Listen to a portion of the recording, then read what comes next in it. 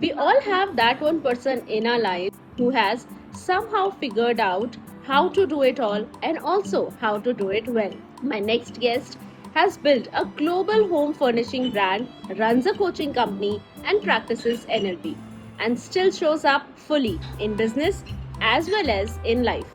Today's conversation with Miss Meeta Mathur is about something all of us are quietly struggling with. How do you manage work, manage life without losing yourself in the process? And she has also shared some powerful NLP techniques that can shift your mindset starting today. This is Conversations That Count, and this one, it really does. Hello, I'm fine and I'm very excited to be here talking to you after such a long time. Yes, definitely. बहुत बहुत बहुत समय बाद में हम लोग मिल रहे जी। हैं। आई थिंक 4-5 साल बाद में तो मिले तो बहुत समय से ही नहीं है, 4-5 साल बाद में शायद बात कर रहे हैं on a very right. हाँ, तो ये तान्या क्राफ्ट्स भी is something that you started I think 2004 में। एक्चुअली ये तो जर्नी बहुत लंबी थी। हमने 99 से एक्सपोर्ट करना शुरू किया था। So at that point I was doing high design for New York fashion के लिए मैं विमेन डिजाइन कर रही थी, women clothing design. Tanya crafts came about very suddenly when we were किसी की ऐसे इंक्वायरी आई थी कि भाई आप लोग you based out of India has the best cotton available, so would you know someone who can export bed bath and kitchen linen to US? कोई भी और होता तो ये कहता है कि हाँ ठीक है, मैं पता लगा के बताती हूँ, let me find someone who deals in all of this. So I we just said कि okay, हम है ना, हम कर सकते हैं। and at that point Khushboo believe me, हमें ABC भी नहीं मालूम था, ना टॉवल इंडस्ट्री का, ना बेड लिनन इंडस्ट्री का, कुछ भी नहीं। send us, ये हमारा ईमेल एड्रेस है, send us the specification। so from the north of India, जहाँ पे चंडीगढ़ के ऊपर एक जगह है नालागढ़ से लेके कोयम्बटूर तक, मतलब नॉर्थ टू साउथ जितनी भी टॉवल इंडस्ट्री सबको विजिट किया। 3 महीने के अंदर हमारी PhD लेवल तैयारी हो गई थी कि टॉवल इंडस्ट्री क्या होती है। आप बहुत सरप्राइज करेंगे कि towel is an engineering product है ना, it's a 3D product, it is not a simple weave. So it has a pile है ना, ऊपर उसके लूप्स होते हैं। So it's a 3D product. कैसे बनता है, इसके अंदर क्या इनोवेशंस हैं, मार्केट क्या चाहता है, ट्रेंड्स क्या हैं, इस तरह की हमने पूरी नॉलेज इकट्ठी कर ली थी। And by the time the order के we were all ready for it. तो या एक खूबसूरत सी कहानी है।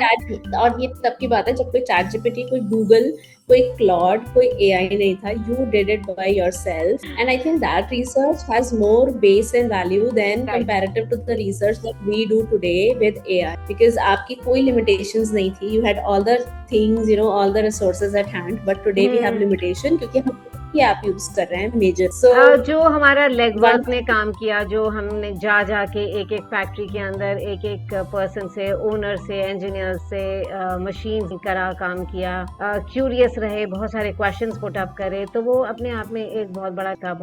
Not only we learned all the positive aspect of the industry, we also understood all the other shortcomings of the industry as well. So yes, definitely AI ने काम तो बहुत आसान किया। इसका कोई कंपैरिजन नहीं है जब आप अपने आप से काम कर सकते हैं। अच्छा, एक बात बताओ कि जैसे आपने किया 2004 में, इतना आपने हार्ड वर्क किया, रिसर्च किया, and cut to 2026 when people literally have AI और बहुत सारे बिजनेसेस AI से स्टार्ट हो रहे हैं, but at the same time VC वो क्लोज भी हो रहे हैं, रिसर्च भी डिटेल्ड ओरिएंटेड नहीं है। तो आपको क्या लगता है कि मतलब AI को कितना हद तक यूज करना चाहिए और कितने हद के बाद a person should step out and start working? वो एक्शन और रिसर्च का जो गैप है ना, वो समझ नहीं आ रहा है मुझे, क्योंकि मैं अब यूथ को देखती हूँ कॉलेज में, यूनिवर्सिटीज में, तो तुरंत AI खोलते हैं, करते हैं, एक बिजनेस प्लान बनाते हैं, रेवेन्यू मॉडल बनाते हैं और फिर शुरू हो जाते हैं। वो इतना इन डेप्थ नहीं होता है। फिर उसमें जब वो मार्केट में जाते हैं तब समझ में आता है ये रह गया। So what is your suggestion, what is your की पॉइंट?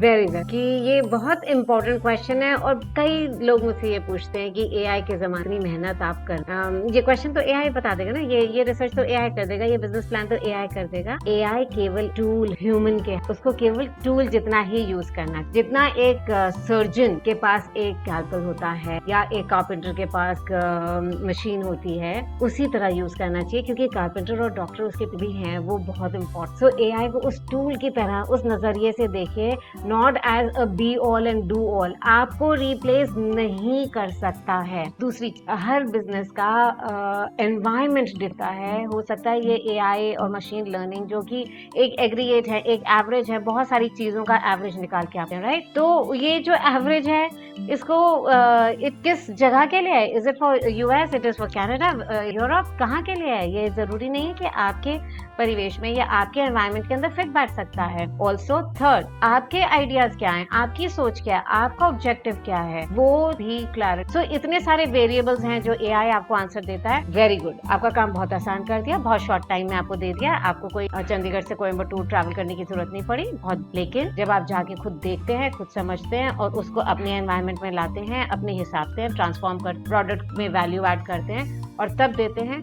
उसका अलग। याद रखिए, सर्जन को आप रिप्लेस नहीं, सर्जन के हाथ में केवल एक है टूल, सर्जन इतना एआई आप। और इस बीच में आप रुकी नहीं, आपने एक बिजनेस किया, then you started big ladder, in between आपने एनएलपी पढ़ा, एंड ऑब्वियसली फैमिली है, ऑब्वियसली फैमिली सोसाइटी है, then you have so many things to follow. So what is that one strategy that you apply to prioritize what to do, what not to do? या फिर आप भी ऐसे हमारी तरह puzzle हो जाते हो कि मुझसे कुछ नहीं हो रहा, आप छोड़ दो? यस, आपकी तरह पजल जरूर हो जाती हूँ, लेकिन कभी ये क्योंकि हर स्ट्रगल और हर जो आपके सामने आती है वो आपको टेस्ट कर। पहला, दूसरी चीज ये है कि आपको और आंसर्स ढूंढने के एनकरेज कर कि ठीक है, अब ये एक इशू, एक इंटरेस्टिंग चीज बता ना, शुरुआत में जब मैं जॉब कर रही थी मुंबई में, तो रोज आके अपने डैड ने, क्या यहाँ पे इतना क्योस है, यहाँ इतनी प्रॉब्लम, कैसे, कितनी बकवास company, I should change, I jump to another. मेरे डैड ने कहा तो मैनेज करो। अगर ये सारी प्रॉब्लम्स और क्योस नहीं होती तो आपकी जरूरत, सोचिए कि अगर एक कार जो है शॉप फ्लोर पे बनती है, अगर वो अपने आप सेल हो जाती तो इतने सारे आप junior manager, senior manager, sales manager, sales supervisor, general manager of marketing की जरूरत भी नहीं कुछ। Exactly. तो कहीं ना कहीं वो दो में प्रोडक्ट और उसके बीच में एक जो गैप है, उसको फिल करने के लिए आपको, और ये चीज आप हर क्योस को, हर प्रॉब्लम, वैसे भी अक्सर मैं आपको कि अगर आप हर साल वो दिखाते हैं कि भाई कंपनीज कौन सी स्किल्स को प्राथमिक, तो कई बार पिछले 2-3 सालों से है प्रॉब्लम सॉल्व, और यही चीज कोविड की, every skill on one side and once your problem solving mind. Okay, this is the problem I have. Let's see how I find out more options. Let's see how I can choose the best decision and solve this. This is what एक leader और एक manager बड़ा फर्क ही यही होता है कि आप प्रॉब्लम को कैसे देखते हैं, बैरियर देखते हैं, ऑब्स्टिकल, ये एक और चैलेंज कि आपको और उसको पार करके और तो यस, कई बार बहुत puzzle, so many things happening all at one थे। मेरी बहुत सारी ऑर्गेनाइजेशन को मैं चेयर करता, काम करता, बहुत सारे इवेंट्स एक साथ आ जाते हैं घर के अंदर, but there is always a way. पुरानी कहावत है ना, where there is a will there, वो रास्ता ही ढूंढना चाहिए। Problem solving I think definitely is one of the key, because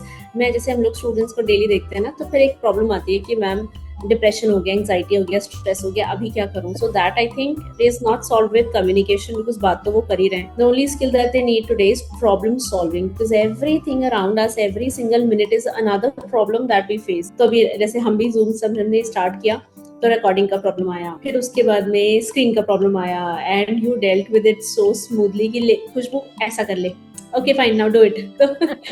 That's problem solving. I understand. सब सीख रहे हैं। यहाँ पे देखो, बहुत जरूरी बात तो है कि हम इस घर पर कोई map, right, there is no set way of, everyone is looking for a way, सब एक जर्नी पे है, कोई ना कोई रास्ता, और अभी नहीं तो कभी तो मिलेगा, ढूंढते रहो, लगे रहो मुझे पाएंगे। That is so cool. Also जब आपने ये NLP सीखा, so can you give us any one tool या टेक्निक जिससे कॉन्फिडेंस पे काम कर सकते हैं? बिकॉज अगेन प्रॉब्लम सॉल्विंग के लिए भी वी नीड कॉन्फिडेंस, क्योंकि कई बार ऐसा होता है कि वी नो कि हमें ये प्रॉब्लम है लाइफ में, मुझे पता है कि मेरी एक्स प्रॉब्लम है, जैसे अगर अब मैं सिर्फ मेरी पर्सनली बात करूँ ना, तो बेटी छोटी है, फैमिली में अप्स एंड डाउन्स हैं, देन वर्क प्लेस है, फिर खुद के ड्रीम्स हैं that I want to achieve, I am also authoring, तो बहुत सारी ऐसी चीजें हैं जो चल रही हैं साइमल्टेनियसली, बट फिर एक बात आ जाती है confidence to take up and fight. So any one NLP technique which we can use to fight that? So another very good question, because I get this question a lot on how to build confidence. I am a confident. So अक्सर ये एक misconception होता है, एक myth होता है कि confidence आएगा then I will act, and it is the opposite. When you take the action you get more confidence. जैसे आप क्रिकेट खेल, ठीक है, अभी मुझे मैं पिछले कई सालों से बहुत ही कीनली क्रिकेट वॉच करती, ठीक है, लेकिन इसका ये मतलब नहीं है कि मैं कल मैदान पे उतर जाऊं और मैं फेस कर लूं बड़े बड़े ball. So watching it will not make you top player. So जितनी आप यूट्यूब वीडियोस, जितने मोटिवेशन गुरुज और जितने इवेंट्स में जा जाके सुन रहे हो, दैट इज नॉट कॉन्फिडेंस। तब आएगा जब आप एक्चुअली उस मैदान पे 4 बॉल खेलेंगी, 4 बॉल आपकी छूट जाएगी, आप नहीं खेल पाएंगी, लेकिन 5वीं बॉल जब आप 6 करेंगी, 2 ओवर 3 ओवर 10 4 मैच, तो आप में और क्लियरली शोज कि एक्शन होगा तब कौन। दूसरा सेकंड एनएलपी जो मैं आपको बताना चाहती हूँ वो है रीफ्रेमिंग का। मतलब होता है कि आपको जब आप एक नया फ्रेम देते हैं, फॉर एग्जाम्पल जैसे एक कोई पुरानी पेंट, इसका मैं अगर फ्रेम चेंज कर दूं ना, तो आप बोलेंगे अरे ये तो कोई नई पेंट। आप स्पेक्स पहनते हैं, आप अपने स्पेक्स का फ्रेम चेंज करते लगे आप कुछ नए लग रहे हो, राइट। तो इसी तरह प्रॉब्लम्स को भी जब आप रिफ्रेम करते हो, उसको नए तरीके से पुट अप करते हो,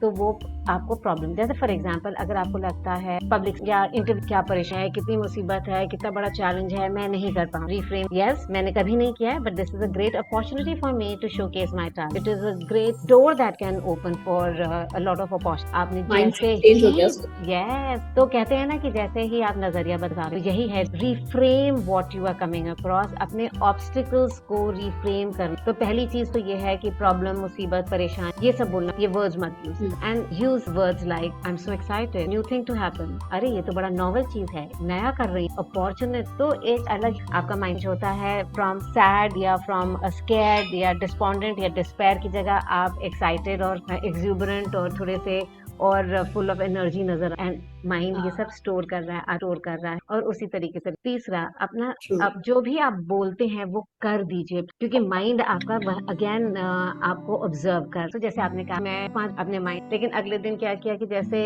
अलार्म बजा, आप स्नूज कर दिया, तो अब ब्रेन को लग रहा है कि सुनती तो है नहीं। हाँ, तो माइंड बार बार क्यों लगाती हो अलार्म जब उठना, तो so mind that what you are. So आपकी जो सेल्फ एस्टीम है ना, वो सेल्फ एस्टीम थोड़ा रोज इरोड होती रहती है, और फिर वो सेल्फ एस्टीम एक दिन खत्म। तो वो ये एक cycle, self awareness, then you do the action and you increase the then confidence increase होगा, आपकी सेल्फ एस्टीम और इंक्रीज, फिर सेल्फ एस्टीम इंक्रीज हुई, आपने और अच्छा एक्शन किया, फिर और सो इस तरीके से आप कॉन्फिडेंस को स्टैक अप करते रहते हो। जैसे जैसे आप अपनी जो आपने बात कही है वो करके, मैं 7 बजे पढ़ने बैठ जाए, जस्ट सिट, चाहे आप 1 पेज पढ़े, चाहे 2 पेज पढ़े, चाहे आप ना, बट जस्ट सिट। आपने कहा था कि 7 बजे मैं पढ़ने बैठ, अब बैठ गए। आपने कहा मैं 8 बजे, follow what you have said, तभी आपकी सेल्फ एस्टीम आपका वो ऑब्जर्व कर रहा है, रिकॉर्ड कर रहा है सारी। आप next time I think decision make कर रहा है, आप सोचो, वरना कोई डिसीजन नहीं yes, आप उन लोगों को बिल्कुल रिस्पेक्ट नहीं करते जो अपनी बात के ऊपर पूरे नहीं होते। अगर उन्होंने कुछ प्रॉमिस किया कि oh I am going to send you an email by EOD, और उनका ईमेल नहीं आता है, तो आपकी रिस्पेक्ट और थोड़ी कम हो जाती है ना। फिर आप oh I don't want to remind you, yes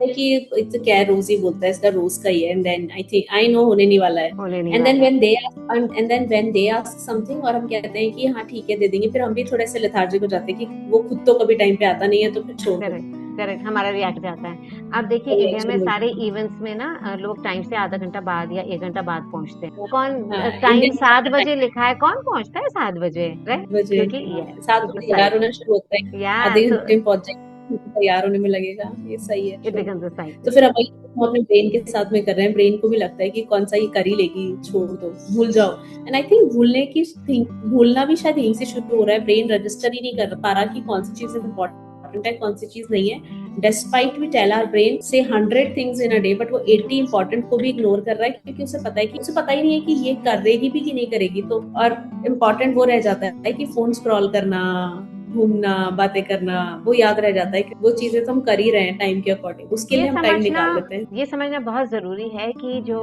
हमारा फोकस है या एनर्जी है, वो हमारा एक limited resource. Every morning when we get up, we get a certain amount of energy, और हम उस एनर्जी को तरह तरह से यूजलेस कामों पे लगाए रखते हैं। तो बाय द टाइम आप इवनिंग में आते हैं, आप एक डिसीजन फटीग, डिप्लीटेड पोजीशन में आ जाते हैं, आपकी बैटरी लो हो जाती है, और उस वक्त फिर आप डिसीजन या किसी भी काम में लग रहे हैं, तो आपका काम, तो ये रियलाइज करना, और आज के जितने भी आप ऑडियंस लोग सुन रहे हैं, उन्हें ये समझना होगा कि एक एनर्जी, पैसा आप फिर कमा, लेकिन जो आपको दिन में एनर्जी मिली है उसको बहुत सीक्रेट, जितने इंपॉर्टेंट काम है वो आपकी जो पीक एनर्जी है, सुबह का वक्त है। हमारे शास्त्रों में लिखा है कि आप ब्रह्म मुहूर्त में जो भी करेंगे वो बहुत बढ़िया, क्यों? क्योंकि that is the peak of your energy. ठीक है, धीरे धीरे तो एनर्जी कमी होती रहेगी, रात तक तो आप बिल्कुल ऐसे थकान और वो फटीग वाले उसमें आ जाएंगे, राइट? उसे वेस्टर्न वर्ल्ड ने सिखा दिया हमें eat your biggest frog first, वही ब्रह्म मुहूर्त वाली बात है, eat your biggest frog first. तो लाइक सबसे पहला सबसे इंपॉर्टेंट काम आप सबसे पहले कर लो, and I think that also channelizes और शिफ्ट्स योर एनर्जी। फिर से आप वापस एनर्जेटिक हो जाते हो, because brain thinks okay I have done it, I have achieved it, and then you are refuelled with more energy to do more tasks. But the minute we waste our time, all the energy is depleted, and then we are no more motivated to anything. वो internal motivation ही खत्म हो जाता है when we waste the first few hours, precious hours of the day. तो आपकी energy एक limited resource है, और जहाँ आपका फोकस जाता है वहाँ आपकी एनर्जी, आपका फोकस कहाँ जा रहा है, प्लीज उस पे फोकस करिए कि आपका फोकस जा कहाँ रहा है। आप कंप्लेनिंग कर रहे हैं, गॉसिपिंग कर रहे हैं, स्क्रोलिंग कर रहे हैं, कर क्या रहे हैं, सोए पड़े हुए हैं, what are you doing? That is very absolute. Also देखो, अब women in society, the conditions has always been the same for women in society. They've always been, you know, बहुत हार्ड वर्क करना ही पड़ता है। मुझे तो पर्सनली ऐसा लगता है कि as women we really have to do a lot of hard work, lot of juggles, lot of different priorities we have to set. Every single day time table he change जाता है, तो time lines ही change जाती है, deadlines ही change जाती है, और उन सब के बीच में how do we, because women आजकल बहुत I see two extremes. Either they are doing a lot and their personal life is not that मतलब good नहीं है, एकदम डिटोरेट हो रही है. सेकंड मैं देख रही हूँ कि they are good in personal life, तो कहीं ना कहीं वो करियर में एडजस्टमेंट्स कर रही हैं, not just in like everyday life, but मैं influencers को भी देखती हूँ, मैं हर सेक्टर में women को देख रही हूँ. ये दो extremes हैं. It was great. Seriously, NLP techniques वाकई में यूजफुल होती हैं, और छोटी छोटी सी चीजें जो बात ये है कि करना हमें ही पड़ेगा, लेकिन अगर कोई भी इसे अप्लाई करेगा then I am sure that this is going to help a lot. एक मेरा छोटा क्वेश्चन ये था कि women in business, women in workplace, women in professionalism, I see two extremes when I look at women. One is they have a lot of things, aspirations and dreams हैं, बहुत सारी चीजें हैं, तो उनको अचीव करने के लिए, उनको करने के लिए they are sacrificing on their personal stuff. तो शादियां नहीं करना, और या फिर they want to just live child free, या ऐसे कुछ फाउंडेशंस नहीं चाहिए उन्हें.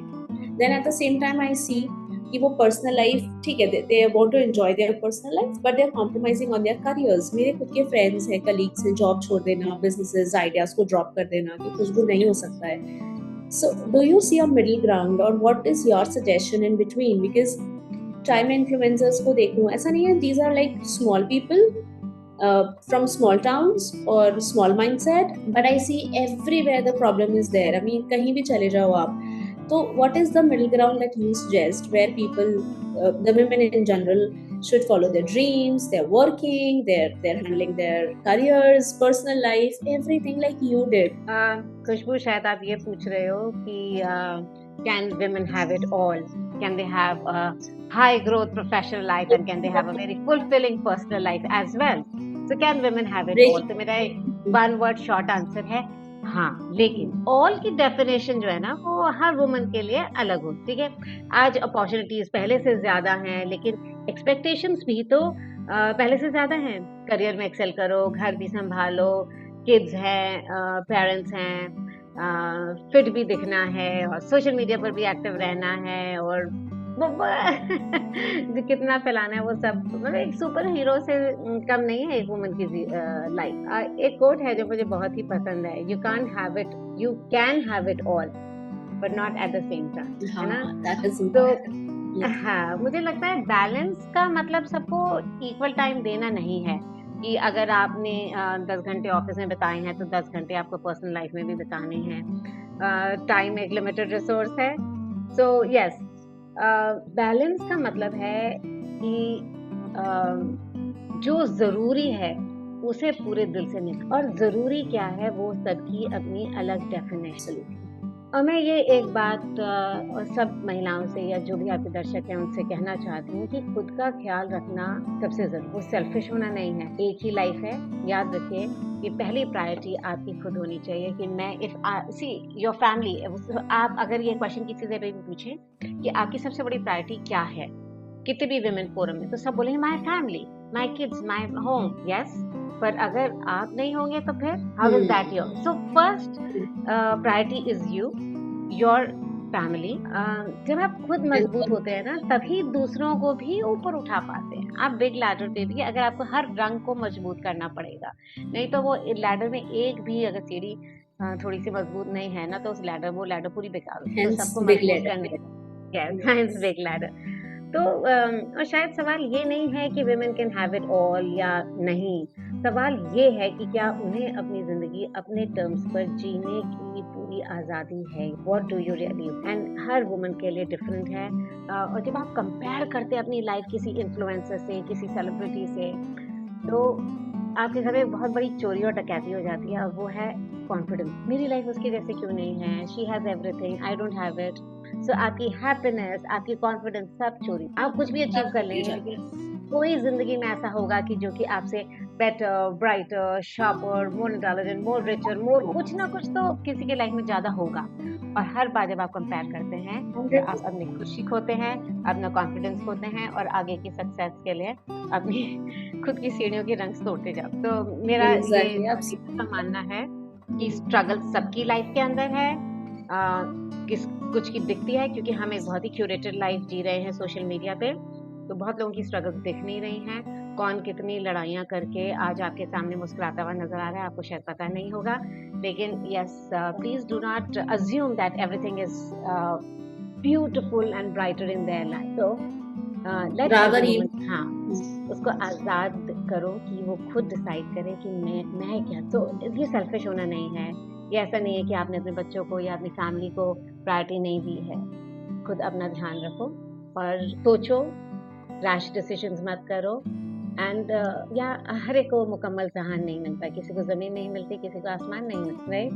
तो ध्यान रखिए। So well said. Also, anything else that you would like to say? Any tip, any technique, any tool, any advice to our audience? Okay, मैंने एक ना फीचर शुरू किया है जिससे कहते हैं no whining Wednesday. Let me explain this कि हम अपनी लाइफ ना, जितने लोगों से मैं मिल रही हूँ, कंप्लेनिंग कंप्लेनिंग कंप्लेनिंग, आज ये नहीं मिला, आज वो नहीं हुआ, आज वेदर अच्छा नहीं है, आज गवर्नमेंट अच्छी नहीं है, आज ये नहीं किया, वो नहीं। So much mining is happening all over the place. मैं ये कह रही हूँ कि एक दिन ऐसा करिए, कोशिश, मतलब मैं तो चाहती हूँ कि आप 7 दिन ऐसे करिए, पर एक दिन ऐसा रखिए, वेंसडे रखिए, जहाँ पे आप कोई वाइनिंग किसी भी बारे में चिढ़ेंगे नहीं, परेशान नहीं होंगे, किसी की भी बुराई नहीं करेंगे, गॉसिप नहीं करेंगे, कंपेयर नहीं करेंगे, और इंटेंशनली ब्यूटीफुल चीजें, such a beautiful embroidery, such a lovely painting, such a lovely smile, such a cute kid, और लवली वेदर, क्लाउड का शेप, फ्लावर, इंटेंशनली कुछ इसको अपनी आदत बनाइए। क्योंकि जो कंपेयर करते हैं और जो वाइनिंग करते हैं या जो कंप्लेनिंग करते हैं, वो अपने अंदर से एनर्जी को सक आउट करते हैं। अभी थोड़ी देर पहले हमने बात करी थी एनर्जी लिमिटेड रिसोर्स, जहाँ फोकस जाएगा वहाँ एनर्जी जाएगी। आप फोकस कर रहे हैं हर बुरी चीज जो आपकी लाइफ में हो रही है, तो आपका फोकस, आपकी एनर्जी उस बुरी चीज को और ढूंढेगी और ढूंढेगी और ढूंढेगी, और आप मैनिफेस्ट करेंगे बहुत सारी बुरी चीजें अपनी लाइफ के। खूबसूरती वो होता ढूंढते है ना, जाइए। मतलब सारे ऐसे लोग मुझे ही क्यों मिल जाते हैं, सारी ऐसी सिचुएशंस मुझे ही क्यों मिल जाती है, बिकॉज ऑल योर एनर्जी मेरे इज साथ poured ही into. ऐसा क्यों होता है? It always happens with me, you never say this, you always do this. तो ये जो हम एक एक्सट्रीम लेवल पे जीते हैं ना, मिड लेवल नहीं ढूंढते। खूबसूरती ढूंढिए लाइफ के अंदर, बहुत शॉर्ट है लाइफ, और बहुत खूबसूरत चीजें हैं करने के लिए। बस यही है सब। मजा आ गया मीता मैम आपसे बात करके, सच में जैसे हमेशा ही मजा आता है, पता ही नहीं चलता टाइम का। मुझे याद है लास्ट हमने कल बात करी, तो उसमें भी जब कॉल रखा तो ये ऐसे रखा था कि मैं अपनी डॉटर को छोड़ने जा रही हूँ, और हमने तब भी 18 मिनट बात कर ली थी, तो दिस इज ह्यूज। और बहुत सीखने को मिला, और ये वाली चीज तो सच में बहुत बहुत बहुत सही है, मैं अप्लाई करने वाली हूँ कि एक ऐसा दिन जिस दिन आपको कुछ भी बुरा ढूंढना ही नहीं है, just look and find for something good and beautiful around. Thank you so much Meeta ma'am, बहुत मजा आया। Really this is the conversation that counts, this my is the pleasure. Conversation